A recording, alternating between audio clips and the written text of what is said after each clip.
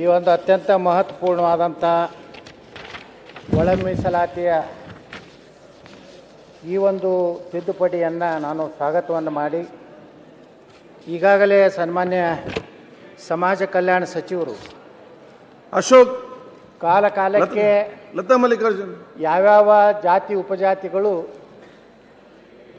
ಲತಾ ಮಲ್ಲಿಕಾರ್ಜುನ್ ಈಗಾಗಲೇ ಘೋಷಣೆ ಆಗಿರುವಂಥ ಇದರಲ್ಲಿ ಸೇರದೇ ಇದ್ದಿದ್ದರೆ ಶಾಶ್ವತವಾದಂಥ ಒಂದು ಪರಿಶಿಷ್ಟ ಜಾತಿ ಒಂದು ಆಯೋಗ ಇದೆ. ಅದರ ಮುಂದೆ ತಮ್ಮ ಅಹವಾಲವನ್ನು ತಮ್ಮ ಜನಾಂಗ ಅಸ್ಪೃಶ್ಯತೆಯ ಕೆಳಗಡೆ ಇದೆ ಅನ್ನುವಂಥದ್ದನ್ನು ಸಾಕ್ಷಿ ಆಧಾರಗಳ ಮೂಲಕ ಏನು ಅವರು ಕುಲಶಾಸ್ತ್ರ ಅಧ್ಯಯನದ ಮೂಲಕ ಡಾಕ್ಟರ್ BR ಅಂಬೇಡ್ಕರ್ ಸಂಶೋಧನಾ ಸಮಿತಿ ವರದಿ ಪ್ರಕಾರ ಅನೇಕ ಶಿಫಾರಸುಗಳನ್ನು ಮಾಡಿದಂಥ ಅನೇಕ ಸಣ್ಣ ಪುಟ್ಟ ಸಮುದಾಯಗಳು, ಯಾಕಂದ್ರೆ ಏನಾಗಿದೆ ಅಧ್ಯಕ್ಷರೇ, ಇವತ್ತು ಸಣ್ಣ ಭಾಳ ಮೈಕ್ರೋ ಏನು ಕಮ್ಯುನಿಟಿಗಳು ಅದಾವಲ್ಲ, ಓಕೆ, ಅವರಿಗೆ ನೇತೃತ್ವ ಇರುವುದಿಲ್ಲ, ಅವರಿಗೆ ಧ್ವನಿ ಇರುವುದಿಲ್ಲ, ಅವರು ದೊಡ್ಡದಾದಂಥ ಹೋರಾಟ ಮಾಡುವಂಥ ಶಕ್ತಿ ಇರುವುದಿಲ್ಲ. ಆದರೆ ಅವರಿಗೂ ಸಹ ಎಲ್ಲಿಯೂ ಅನ್ಯಾಯ ಆಗದ ರೀತಿಯಲ್ಲಿ ಇವತ್ತೇನು ಒಳ ಮೀಸಲಾತಿಯಿಂದ ಭಾಳ ವರ್ಷಗಳ ಒಂದು ಸಂಘರ್ಷಕ್ಕೆ ಒಂದು ಈಗಾಗಲೇ ಬಸವರಾಜ ಬೊಮ್ಮಾಯಿಯವರು ಇದ್ದಾಗ ಈ ಒಂದು ವ್ಯವಸ್ಥೆಯನ್ನು ಇವತ್ತು ಮಾಡುವಂಥ ಒಂದು ಸಾಹಸವನ್ನು ಮಾಡಿದ್ದಕ್ಕೆ ಅದರ ಅಪಪ್ರಚಾರದಿಂದ ಇವತ್ತು BJPಗೆ ಒಂದು ಹಿನ್ನಡೆ ಆಯಿತು. ಇದಂತರೂ ಸತ್ಯ. ಆದರೆ ಅಧ್ಯಕ್ಷರೇ, ಅನೇಕ ಸಮುದಾಯಗಳು ಇವತ್ತು ತಮ್ಮ ಸಣ್ಣ ಸಮುದಾಯಗಳನ್ನು ಸಹ ಪರಿಶಿಷ್ಟ ಜಾತಿ ಅಥವಾ ಪರಿಶಿಷ್ಟ ಪಂಗಡದಲ್ಲಿ ಸೇರಿಸಬೇಕು ಅನ್ನೋಂಥ ಇವತ್ತು ಆಗ್ರಹವನ್ನು ನಮ್ಮ ಸಮಾಜ ಕಲ್ಯಾಣ ಇಲಾಖೆಯವರಿಗೆ, ಆಯೋಗಗಳಿಗೆ ಸಾಕಷ್ಟು ಮನವಿ ಮಾಡ್ಕೊಂಡಿವಿ. ಇವತ್ತು ಕಲಾಲ್ ಸಮಾಜ ಅಂತ ಹೇಳಿದೆ ರಾಜ್ಯದಲ್ಲಿ, ಇವರ ಕಸುಬು ಇವತ್ತು ಮಾಂಸವನ್ನು ಮಾರಾಟ ಮಾಡುವಂಥ ಕಸುಬು. ಅವರ ಒಂದು ಕಸುಬನ್ನು ಸಹ ಇವತ್ತು 12 ರಾಜ್ಯಗಳಲ್ಲಿ, ಉತ್ತರ ಭಾರತ 12 ರಾಜ್ಯಗಳಲ್ಲಿ ಬಾಟಿಕ್ ಜಾತಿ ಅಂತೇಳಿ ಪರಿಶಿಷ್ಟ ಜಾತಿಗೆ ಸೇರಿಸಿದ್ದಾರೆ. 1992ರಲ್ಲಿ DK ನಾಯ್ಕರ್ ಅಧ್ಯಕ್ಷತೆ ಜಾತಿ ಪರಿಶೀಲನಾ ಸಮಿತಿ, ಕುವೆಂಪು ವಿಶ್ವವಿದ್ಯಾಲಯ ಕುಲಶಾಸ್ತ್ರ ಅಧ್ಯಯನ, ಡಾಕ್ಟರ್ BR ಅಂಬೇಡ್ಕರ್ ಸಂಶೋಧನಾ ಸಮಿತಿ ಪರಿಶಿಷ್ಟ ಜಾತಿಗೆ ಸೇರಿಸಲು ವರದಿ ನೀಡಿದೆ. ಅದೇ ರೀತಿ ಮಡಿವಾಳ ಅಗಸ ಸಮಾಜ, ಇದು ಸಹ ಒಂದು ಅಸ್ಪೃಶ್ಯತೆಯ ಒಂದು ನೆರಳಲ್ಲಿ ಇರುವಂಥ ಒಂದು ಸಮುದಾಯವಾಗಿ ಇವತ್ತು ಭಾರತದ 11 ರಾಜ್ಯಗಳಲ್ಲಿ ಮತ್ತು ಕೇಂದ್ರಾಡಳಿತ ಪ್ರದೇಶಗಳಲ್ಲಿ ಇದು ಸಹ ಪರಿಶಿಷ್ಟ ಜಾತಿಗೆ ಸೇರಿಸಲಾಗಿದೆ. ಹಿಂದೆ ಮೈಸೂರು ಮಹಾರಾಜರ ಕಾಲದಲ್ಲಿ ಇದರ ಒಂದು ಅನುಕೂಲತೆಯನ್ನು ಮಾಡಿಕೊಂಡಂಥ ಒಂದು ಸಮುದಾಯ. ಅದೇ ರೀತಿ ಸನ್ಮಾನ್ಯ ಅಧ್ಯಕ್ಷ, ನಮ್ಮ ಭಾಗದಲ್ಲಿ ಉತ್ತರ ಕರ್ನಾಟಕದಲ್ಲಿ ಈ ಹಂದಿಗೊಲ್ಲ, ಹಂದಿ ಜೋಗಿ ಸಮಾಜ ಪರಿಶಿಷ್ಟ ಜಾತಿಗೆ ಸೇರಿಸುವ ಕುರಿತು ಇದು ಒಂದು ದೊಡ್ಡ ಹೋರಾಟ. ಇವತ್ತು ಅದು ಸಹ ಗೊಲ್ಲ ಸಮುದಾಯ ಭಾಳ ಕೆಟ್ಟ ಪರಿಸ್ಥಿತಿಯಲ್ಲಿ ಜೀವನ ಮಾಡ್ತಾರೆ ಅಧ್ಯಕ್ಷರೇ. ಇವತ್ತು ಹಂದಿಗಳನ್ನು ಸಾಕಾಣಿಕೆ ಮಾಡಿ ಹಂದಿಗಳನ್ನು ಇವತ್ತು ಅದರ ಮೇಲೆ ಜೀವನ ಮಾಡುವಂಥ ಅತ್ಯಂತ ಅಸ್ಪೃಶ್ಯತೆಯ ಒಂದು ವ್ಯವಸ್ಥೆಯಲ್ಲಿರುವಂಥ ಸಮುದಾಯವು ಸಹ ಇವತ್ತು ಅವ್ರದ್ದು ಸಹ ಅಧ್ಯಯನ ಆಗಿದೆ, ಅವರಿಗೂ ಸಹ ನ್ಯಾಯ ಸಿಗಬೇಕಾಗಿದೆ.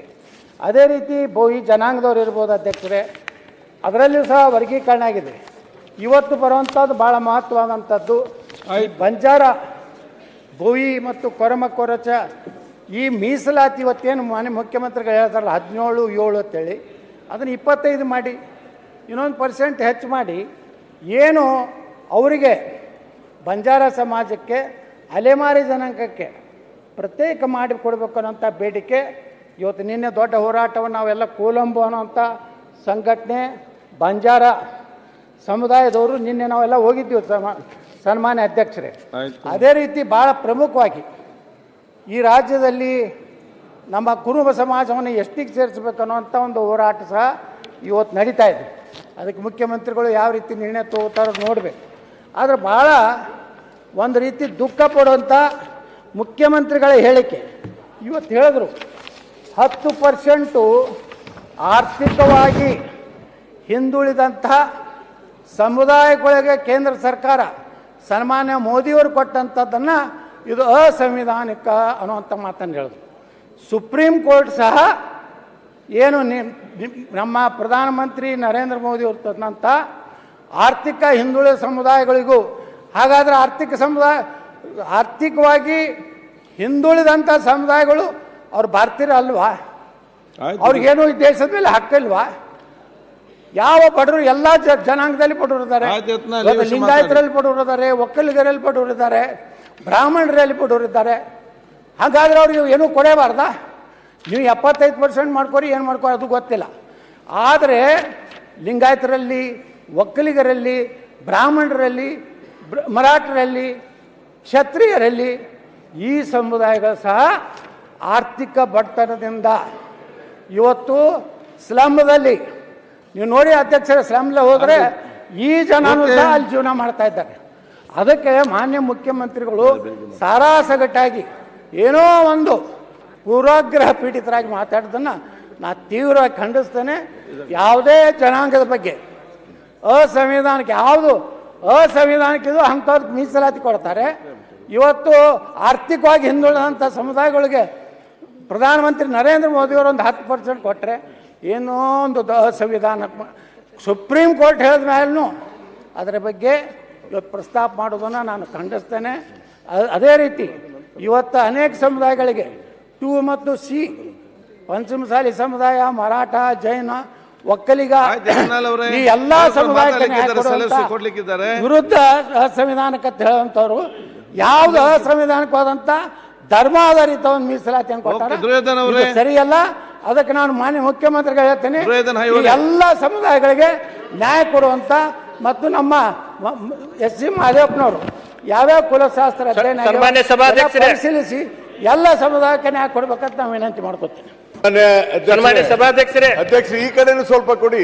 ಬಿಜೆಪಿ ಸರ್ಕಾರ ನೀವು ಲಾಸ್ಟ್ 2028 ಅಕ್ಟೋಬರ್ನಲ್ಲಿ, ಸನ್ಮಾನ್ಯ ಸಭಾಧ್ಯಕ್ಷರೇ, ಬಿಜೆಪಿ ಸರ್ಕಾರ ಅಕ್ಟೋಬರ್ 22ನೇ ಇಸ್ವಿ ಒಳಗೆ ಬಸವರಾಜ ಬೊಮ್ಮಾಯಿ ಸಾಹೇಬರು ಪರಿಸ್ಥಿತಿ ಜಾತಿಯವರಿಗೆ 15 ಇದ್ದದ್ದು 17 ಮಾಡಿದ್ರು, ಪರಿಸ್ಥಿತಿ ಪಂಗಡದವರಿಗೆ 3 ಇದ್ದದ್ದು 7 ಮಾಡಿದ್ರು.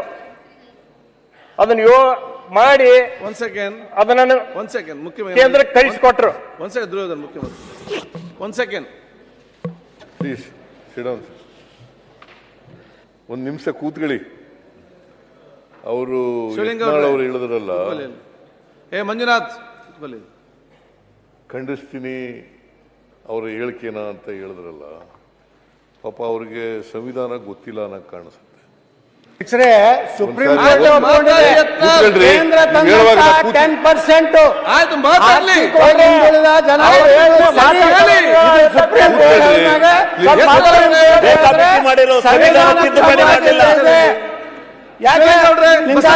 ಒಕ್ಕಲಿಗರು ಈ ದೇಶದ ನಾಗರಿಕರಲ್ವಾ? ನಾವೇ ಯಾಕೆ ನಮ್ಮ ಹಕ್ಕನ್ನು ಕೇಳಬಾರ್ದು? ಪರಿಶಿಷ್ಟ ಮೀಸಲಾತಿಗೆ ನಾವು ವಿರೋಧ ಇಲ್ಲ. ಮುಖ್ಯಮಂತ್ರಿಗಳು ನೀವು ನಿಮ್ಮ ಪ್ರವಚನ ಯಾಕೆ ಇಲ್ಲ? ನೀವೇ ಅದರ ಬಗ್ಗೆ ಮಾತಾಡುವುದಿಲ್ಲ ಇವತ್ತು. ನೋಡಿ ಬಸಂತಪ್ಪರೇ, ನಿಮಗೆ ಬುದ್ಧಿ ಜಾಸ್ತಿ ಗೊತ್ತಿದೆ, ಇಲ್ಲಿ ತೋರಿಸ್ಬೇಕಂತ ಇಲ್ಲ, ಗೊತ್ತಾಯ್ತಾ? ಅವರಲ್ಲಿ ನೀವೇನು ಅವ್ರಿಗೆ ಮಾತಾಡ್ತೀರಿ? ಮುಖ್ಯಮಂತ್ರಿ ಎದ್ದು ನಿಂತಿದ್ದಾರೆ, ಫಸ್ಟ್ ಅದು ಕಲೀರಿ. ಮುಖ್ಯಮಂತ್ರಿ ಎದ್ದು ನಿಂತಾಗ ಯಾರು ಹೇಳ್ಬಾರ್ದು ಅಂತೇಳಿ ಅವ್ರು ಪಾಯಿಂಟ್ ಹೇಳ್ತಾರೆ, ಅದಕ್ಕೆ ಮುಖ್ಯಮಂತ್ರಿ ಇದ್ದಾರೆ, ಅದನ್ನ ಹೇಳ್ತಾರೆ ಅವ್ರಿಗೆ. ನೀವು ಸರಿ ಇದ್ರಲ್ಲ, ಅವರನ್ನು ಸರಿ ಮಾಡುದು ಎತ್ತಲ್ಲ ಅವ್ರೆ. ನೀವೆಲ್ಲ ವಿಚಾರ ಎಲ್ಲ ಹೇಳಿದ್ರಿ, ಮುಖ್ಯ ಅದಕ್ಕೆ ಕ್ಲಾರಿಟಿ. ಅದಕ್ಕೆ ಯಾಕೆ ಎದ್ದು ಮಾತಾಡಿದ್ರಿ ಮಧ್ಯದಲ್ಲಿ? ಮಾನ್ಯ ಅಧ್ಯಕ್ಷರೇ, ಯತ್ನಾಳ್ ಅವರಿಗೆ ಇದು ಹಿರಿಯ ಶಾಸಕರು, ಆಮೇಲೆ ಕೇಂದ್ರದಲ್ಲಿ ಮಂತ್ರಿ ಆಗಿದ್ದವರು, ನಾನು ಸಂವಿಧಾನ ಗೊತ್ತಿದೆ ಅಂತ ಅನ್ಕೊಂಡಿದ್ದೀನಿ. ನಾನು ಅವ್ರಿಗೆ ಆರ್ಟಿಕಲ್ ತಾಳ್ರಿ, ಕೂತ್ಕೊಳ್ರಿ, ಗೊತ್ತಿದೆ. ಅದು ಆರ್ಟಿಕಲ್ 15, 16 ಓದ್ರಿ, ಸ್ವಲ್ಪ ಆರ್ಟಿಕಲ್ 15, 16 ಓದ್ರಿ. ಮುಖ್ಯಮಂತ್ರಿಗಳೇ ಮತ್ತೆ ಸುಪ್ರೀಂ ಕೋರ್ಟ್ ಹೆಂಗ ಮಾತಾಡಿ ಮುಗಿಸ್ಲಿ. ಸುಪ್ರೀಂ ಕೋರ್ಟ್ ಹೆಂಗ ಸುಪ್ರೀಂ ಕೋರ್ಟ್ ನಡೆಯುವುದು ಭಾರತದ ಸಂವಿಧಾನದ ಮೇಲೆ. ನೀವು ಸುಮ್ಮನೆ ಕೂತ್ಕೊಳ್ಳೋ, ಮಾತಾಡಿ ಮುಗಿಸ್ಲಿ. ನೀವು ಒಬ್ರಿಗೇನೆ ಮಾತಾಡೋದು ಬರೋದು, ಪ್ಲೀಸ್. ಮಾತಾಡೋದು ಬರಲ್ವಾ? ಅಲ್ಲ ಸಿಎಂ ಅವರು ಸಬ್ ಕ್ಲಾಸ್ 4 ಓದಿದ್ರು ಸಾಕು. ಆರ್ಟಿಕಲ್ 15 ಅಧ್ಯಕ್ಷರೇ, ರೆಡ್ಡಿ ಅವರೇ, ಮಾನ್ಯ ಅಧ್ಯಕ್ಷರೇ, ನಾನು ಹೇಳಿದ್ದು article 15, 16 of the Indian constitution does not say ಬಹಳ ಸ್ಪಷ್ಟವಾಗಿದೆ ಕಾನೂನಿನಲ್ಲಿ. ಆರ್ಟಿಕಲ್ 16, 15 ನಲ್ಲಿ ಬಹಳ ಸ್ಪಷ್ಟವಾಗಿದೆ. ಆರ್ಥಿಕವಾಗಿ ಹಿಂದುಳಿದವರಿಗೆ ಮೀಸಲಾತಿ ಕೊಡಬೇಕು ಅನ್ನೋದಿಲ್ಲ.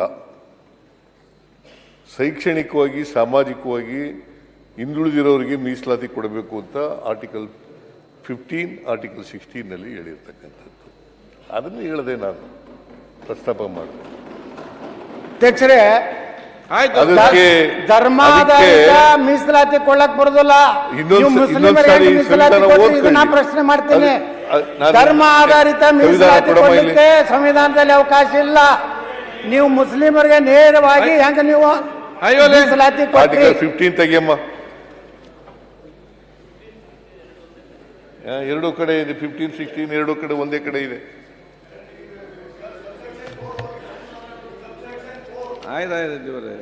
ಇಲ್ಲಮ್ಮ,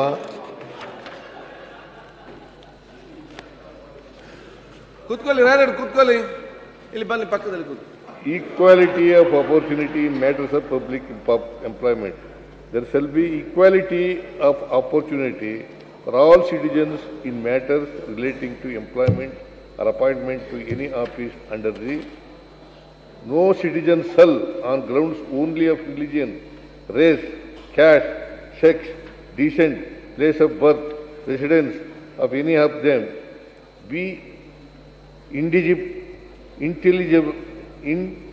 ineligible or discriminated against in respect of any employment for office under. Nothing in this schedule article shall prevent Parliament from making any law presenting in regard to class or classes employment of opportunity of the local.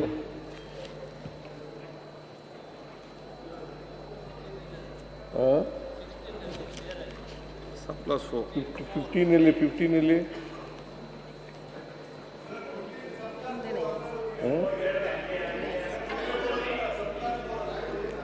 prohibition of discrimination on grounds सब class 4 साके हैं.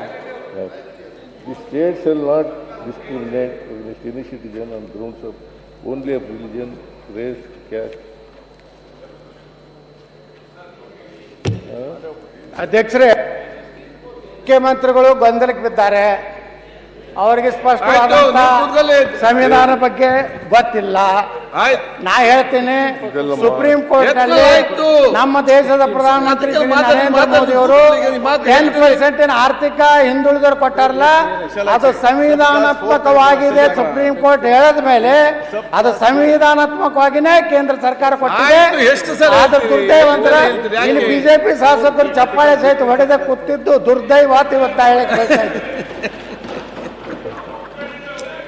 ಆಯ್ತು, ನಾಳೆ ನಿಮ್ಗೆಲ್ಲ ಇದೊಂದು ಅನುಭವ. ಈ ರೀತಿ ಚರ್ಚೆ ಮಾನ್ಯ ಅಧ್ಯಕ್ಷರೇ, nothing in this article shall prevent the state from making any provision for reservation in matters of promotion or consequential authority, seniority or any class or classes of force or under the state in favor of scheduled caste and scheduled tribe in which opinion of state are not adequately represented in the services. Nothing in this article shall prevent the state from considering any ಅದಕ್ಕೆ ಅಧ್ಯಕ್ಷರೇ, ಮುಖ್ಯಮಂತ್ರಿಗಳೇ ಗೊಂದಲಕ್ಕೆ ಬೇಕಿದ್ದಾರೆ. ಆದ್ರೆ ಪಾಪ BJP ಅವರು ಗಪ್ಪ ಬಾಯಿ ಬಚ್ಕೊಂಡು ಕೂತಾರೆ ಬೆಣ್ಣೆ ತಿನ್ಕೋತ. as a separate class and so and so. ಎಲ್ಲಿ ಇಲ್ವಲ್ಲ ಅದು ಇಲ್ಲಾರ್ದು ಇಲ್ಲೇ ಇಲ್ಲ, ಇದ್ದದ್ದು ಇದ್ದೇ ಇದೆ, ಇರ್ಲಾರ್ದು ಇಲ್ಲೇ ಇಲ್ಲ. ಸುಪ್ರೀಂ ಕೋರ್ಟ್ ಹೇಳಿದ್ಮಾಗ ಫೈನಲ್ ಅದೇ ನಮ್ಮ ಸಂವಿಧಾನ ಎತ್ತಿ ಹಿಡಿದಿದ್ದಾರೆ. ಇವತ್ತು ಮೇಲ್ಜಾತಿಯವರಲ್ಲ, ಯಾಕೆ ಮಾತಾಡ್ತಾರೆ? ಲಿಂಗಾಯತರು, ಬ್ರಾಹ್ಮಣರು, ಒಕ್ಕಲಿಗರು, ಕ್ಷತ್ರಿಯರು, ರೆಡ್ಡಿಗಳು ಎಲ್ಲರಿಗೂ ಮೀಸಲಾತಿ ಬೇಕೇ ಬೇಕು. ನಾವು ಈ ದೇಶದ ಪ್ರಜೆಗಳಿದ್ದೀವಿ, ನಾವು ದೇಶ ಭಕ್ತರಿದ್ದೀವಿ, ನಾವು ದೇಶ ವಿರೋಧಿಗಳಲ್ಲ, ನಾವು ದೇಶದ ವಿರುದ್ಧ ಕೆಲಸ ಮಾಡೋದಲ್ಲ, ನಾವು ಪಾಕಿಸ್ತಾನ ನೀವೊಬ್ರು ಮಾತಾಡಿ ಮುಗೀತಾ? ಮಾತಾಡ್ಬೇಡವಾ? ಮಾನ್ಯ ಅಧ್ಯಕ್ಷರ ಮುಖ್ಯಮಂತ್ರಿಗಳಿಗೆ ವಿಚಾರ ಹೇಳ್ತಾರೆ. ಪಾರ್ಟಿಕಲ್ ತಕಬಂದು ಹೊಸ್ತಾ ಸೇರಿಸಿದ್ರು. ಎಕನಾಮಿಕಲಿ ವೀಕರ್ ಸೆಕ್ಷನ್ಸ್ ಅನ್ನೋದನ್ನ ಹೊಸ್ತಾ ಸೇರಿಸಿದ್ರು. ಮೊದಲು ಕಾನ್ಸ್ಟಿಟ್ಯೂಷನ್ ಇರಲಿಲ್ಲ. ಇಲ್ಲ, ಹೊಸದಾಗಿ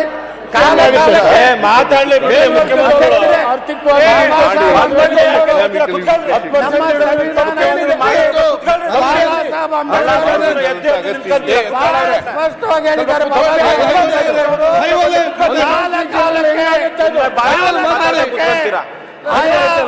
ಪರಿಸ್ಥಿತಿ ಅನುಗುಣವಾಗಿ ಮೀಸಲಾತಿಯಲ್ಲಿ ಬದಲಾವಣೆ ಆಗಬೇಕಂತೇಳಿ ಬಾಬಾ ಸಾಹೇಬ್ ಅಂಬೇಡ್ಕರ್ ಹೇಳಿದ್ದಾರೆ.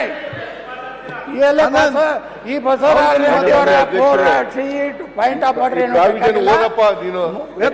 ಹೇಳಿ ಮುಖ್ಯಮಂತ್ರಿಗಳೇ. ಕೂತ್ಕೊಳ್ಳಿ, ಮಾತಾಡಿ ಮುಗಿಸ್ಲಿ. ನೀವು ಕೂತ್ಕೊಳ್ಳಿ. ಈಗ ಆದ್ರೆ ಮಾತಾಡಿ 20-30 ನಿಮಿಷ ಮಾತಾಡಿದ್ರಿ, ಮತ್ತೆ ಮತ್ತೆ ಏನ್ ನಿಮ್ದು? ಆಯ್ತು, ಕೂತ್ಕೊಳ್ಳಿ. ಆಯ್ತು, 103ನೇ ಅಮೆಂಡ್ಮೆಂಟ್ ಮಾಡಿದ್ದಾರೆ. ಸಬ್ಸೆಕ್ಷನ್ 4 and 5 ಬಡತನ ಇದೆ ಅಧ್ಯಕ್ಷರೇ. ಮುಖ್ಯಮಂತ್ರಿಗಳು ರೆಕಾರ್ಡ್ ಕಳಿಸ್ಬೇಡಿ. ಕೆಟ್ಟ ನನಗೆ ಅನಿಸ್ಲಾಕತ್ತಿದ್ದು ವಿರೋಧ ಆರಾಮಾಗಿ ಹಾಯಾಗಿ ಕೂತಿದ್ದು ಇದನ್ನು ನಾನು ಖಂಡಿಸುತ್ತೇನೆ. ನಥಿಂಗ್ ಇನ್ ದಿಸ್ ಆರ್ಟಿಕಲ್ ಮುಖ್ಯಮಂತ್ರಿಗಳು ಮಾತಾಡಿ ಮುಗಿಸ್ಲಿ. from making any special provisions for the advancement of any socially and educationally backward classes. Socially and educationally. ಇದು 15 class 4. Subclass 4. ನಾನು ಸೋಷಿಯಲಿ ಎಜುಕೇಶನ್ ಅಲ್ಲಿ ಬ್ಯಾಕ್ವರ್ಡ್ ಇದ್ದವ್ರನ್ನ ಸೇರಿಸಿರ್ತೇನೆ.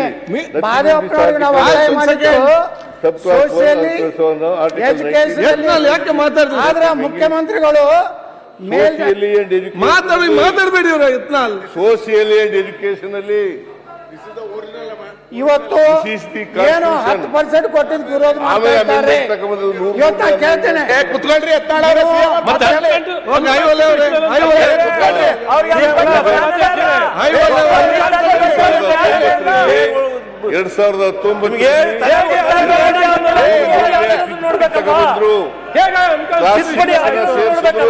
ಎರಡ್ 2019 ಮುಖ್ಯಮಂತ್ರಿಗಳು ಅಂತ ಇದೆಯೇ ಹೊರತು ಎಕನಾಮಿಕಲಿ ಅನ್ನೋ ಪದ ಇಲ್ಲ.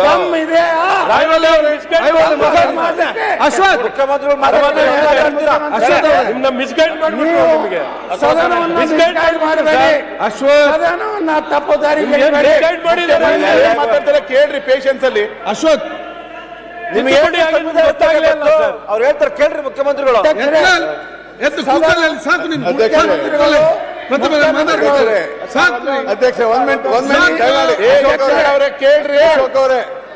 ಅಶೋಕ್ ಅವರೇ ದಯವಿಟ್ಟು ಕುತ್ಕೊಳ್ರಿ. ಅಶೋಕ್ ಅವರೇ ದಯವಿಟ್ಟು. ಸರ್ ಅಧ್ಯಕ್ಷರೇ ಪ್ಲೀಸ್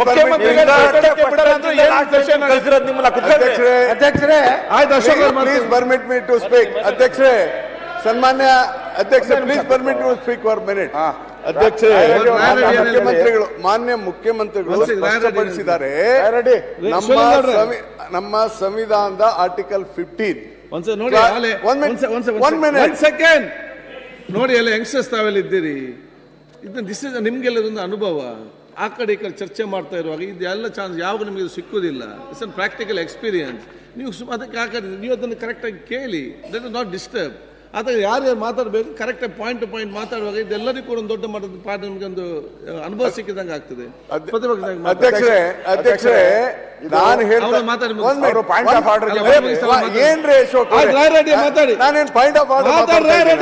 ನಾನು ಹೇಳ್ತಾ ಇರೋದು ಸನ್ಮಾನ್ಯ ಅಧ್ಯಕ್ಷರೇ, ಮಾನ್ಯ ಮುಖ್ಯಮಂತ್ರಿಗಳು ಏನು ಸಂವಿಧಾನದ ವಿಚಾರವನ್ನು ಹೇಳಿದ್ರು, ಶೆಡ್ಯೂಲ್ ಕಾಸ್ಟ್, ಬ್ಯಾಕ್ವರ್ಡ್ ಕ್ಲಾಸ್ ಮತ್ತು ಶೆಡ್ಯೂಲ್ ಟ್ರೈಬ್ಗಳಿಗೆ ಸಂವಿಧಾನವನ್ನ ಬರೆದಂತ ಸಂದರ್ಭದಲ್ಲಿ ಎಕನಾಮಿಕಲಿ ವೀಕರ್ ಸೆಕ್ಷನ್ಗೆ ಯಾವುದೇ ರಿಸರ್ವೇಶನ್ ಕೊಡುವಂತ ಬರೆದಿಲ್ಲ.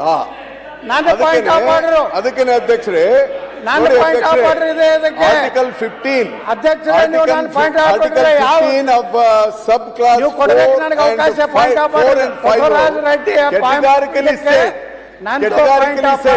ಯಾರ್ಯಾರಿಗೆ ರಿಸರ್ವೇಶನ್ ಕೊಡಬೇಕು, ಸೋಷಿಯಲ್ ಎಜುಕೇಶನ್ ಬ್ಯಾಕ್ವರ್ಡ್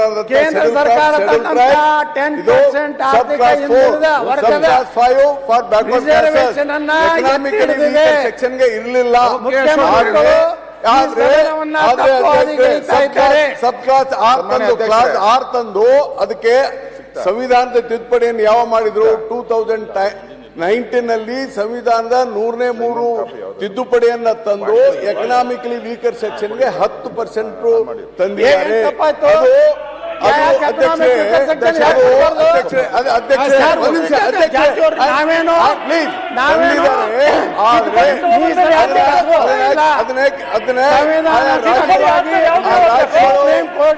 ಕೊಡ್ಲಿಕ್ಕೆ ಆಗ್ತಾ ಇಲ್ಲ.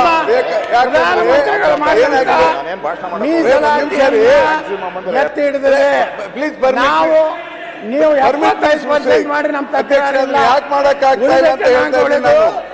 ಯಾಕೆ ಮಾಡ್ಲಿಕ್ಕೆ ಆಗ್ತಾ ಇಲ್ಲ ಅಂದ್ರೆ 50% ರಿಸರ್ವೇಶನ್ ನ್ಯಾಯ ಸಿಗಬೇಕು.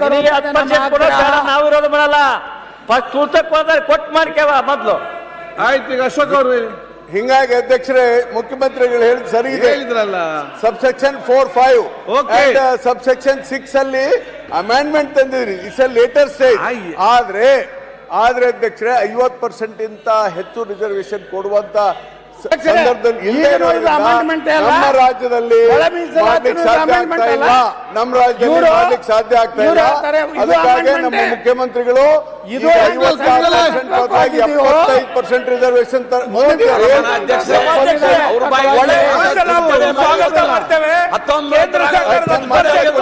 ಈ ಸದನ ಸ್ವಾಗತ ಮಾಡಬೇಕಾಗುತ್ತೆ. ದಯಮಾಡಿ ಮಾತಾಡ್ತಾರೆ ಅಂದ್ರೆ ಏನ್ ಹೇಳುದಿಲ್ಲ. ನೀವು ಬರೀ ಅದೇ ಸೈಡ್ ಮಾತಾಡಕ್ ಕೊಡ್ತೀರಾ? ನನಗೆ ದಯವಿಟ್ಟು ಮಾತಾಡಕ್ ಕೊಡಿ. ಈ ಸದನ ಅಭಿನಂದನೆ ಸಲ್ಲಿಸುತ್ತದೆ. ಬಿಜೆಪಿ ಅವರು ಚಪ್ಪಾಳೆ ಹೊಡಿತಾರೆ. ಪ್ರತಿಪಕ್ಷ ಮಾತಾಡ್ತೀರಾ? ಯಾಕೆ ಹಾಗೆ ಎದ್ದು ಮಾತಾಡ್ತೀರಿ? ನಿಮ್ಗೆ ಲಾಸ್ಟ್ ಅಧ್ಯಕ್ಷರೇ, ಸನ್ಮಾನ್ಯ ನೀವು ಈ ಬಿಲ್ ಬಗ್ಗೆ ನಾವು ಚರ್ಚೆ ಮಾಡಬೇಕು. ಯಾಕಂದ್ರೆ ಇದೊಂದು ಐತಿಹಾಸಿಕ ಬಿಲ್ ಆಗಬೇಕು. ಸಮಾಜದ ಯಾರು ತುಳಿತಕ್ಕೆ ಒಳಗಾಗಿದ್ದಾರೆ ಅವರಿಗೆ ಒಳ ಮೀಸಲಾತಿ ಸಿಗಬೇಕು. ಇದು ಏನು ಇವತ್ತಿಂದ ಅಂತಲ್ಲ, ಬಹಳ ವರ್ಷಗಳ ಕಾಲದಿಂದ ಈ ಒಳ ಮೀಸಲಾತಿಯ ಹೋರಾಟಗಳು ನಡೆದಿದೆ.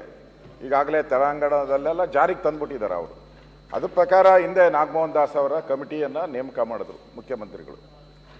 ನೇಮಕ ಆದಮೇಲೆ ಅದು ನಮ್ಮ ಸರ್ಕಾರ ಬಂತು. ನಾವು ಅದನ್ನು ಕಂಟಿನ್ಯೂ ಮಾಡಿದ್ರಿ. ನಾವೇನು ಸ್ಟಾಪ್ ಮಾಡಿಲ್ಲ, ಕಂಟಿನ್ಯೂ ಮಾಡಿದ್ರಿ. ಮಾಡಿ, ನೀವು ಒಳ್ಳೆ ವಿಚಾರಕ್ಕೆ ಮಾಡ್ತಾ ಇದ್ದೀರಾ, ಮಾಡಿ ಅಂತ ಕಂಟಿನ್ಯೂ ಆಯಿತು. ನಾಗಮೋಹನ್ ದಾಸ್ ವರದಿಯಲ್ಲಿ ಅವರ ವರದಿ ಪ್ರಕಾರ ಅವರು ಈಗಾಗಲೇ 5 ಪ್ರವರ್ಗಕ್ಕೆ ಅನುಮತಿಯನ್ನು ಕೊಟ್ಟರು. ಅಂದರೆ ಅವ್ರ ರಿಪೋರ್ಟಲ್ಲಿ 5, ಇವರು ಅದನ್ನು 3 ಮಾಡಿದ್ದಾರೆ. ಯಾಕೆ ಮಾಡಿದ್ರು ಅಂತ ಮಾದೇವಪ್ಪನವರು ಹೇಳಲಿಲ್ಲ, ಹೇಳ್ಬೇಕಾಯ್ತು. ನಾನು ಈ ವರದಿಯಲ್ಲಿ ರಿಪೋರ್ಟು ಯಾಕೆ 3 ಮಾಡಿದೆ, ಅದಕ್ಕೆ ಕಾರಣ ಏನು, ಉದ್ದೇಶ. ಒಂದೇ ನಿಮಿಷ. ಅದಾದಮೇಲೆ ಕೇಳಿಸ್ಕೊಂಬಿಡಿ ಎಲ್ಲ, ಆಮೇಲೆ ಮಾತಾಡಿ. ಆಮೇಲೆ ಅದಾದಮೇಲೆ ಬಸವರಾಜ ಬೊಮ್ಮಾಯಿ ಅವರು ಮುಖ್ಯಮಂತ್ರಿ ಆಗಿದ್ದರು. ಅವರು ಬಿಲ್ಲನ್ನು ತಂದರು, ಈ ಒಳ ಮೀಸಲಾತಿಯಲ್ಲಿ ಬಿಲ್. ಅದಕ್ಕಿಂತ ಏನು ಡಿಫ್ರೆಂಟ್ ಇದೆ, ಅದರಲ್ಲಿ ಏನು ಇರಲಿಲ್ಲ, ನಾವು ಅದನ್ನು ಡಿಫ್ರೆಂಟಾಗಿ ಏನು ಮಾಡಿದ್ರಿ ಅಂತಲೂ ನಮಗೇನು ಇನ್ನೂ ಅರ್ಥ ಆಗಲಿಲ್ಲ. ಅದಕ್ಕಿಂತ ಹೆಚ್ಚುವರಿಯಾಗಿ ನಾನು ಏನು ಮಾಡಿದೆ ಅಂತ. ಮುಖ್ಯಮಂತ್ರಿಗಳು, ಸನ್ಮಾನ್ಯ ಅಧ್ಯಕ್ಷರೇ, ನಮ್ಮ ಉಪನಾಯಕರು ನಾನು ಹೇಳಿದೆ, ಎಲ್ಲದಕ್ಕೂ ನಾನೇ ನಿಲುವಳಿ ಸೂಚನೆ ಎಲ್ಲ ಮಂಡನೆ ಮಾಡ್ತಾ ಇದ್ದೆ, ನೀವು ಅದ್ರ ಬಗ್ಗೆ ತಯಾರಾಗಿ ಬನ್ನಿ ಅಂತ ಬಂದರು. ಅವ್ರು ಮಾತಾಡಿದ್ರು, ಮುಖ್ಯಮಂತ್ರಿಗೆ ಎದ್ದು ನಿಂತ್ಕೊಂಡು ಸುಳ್ಳು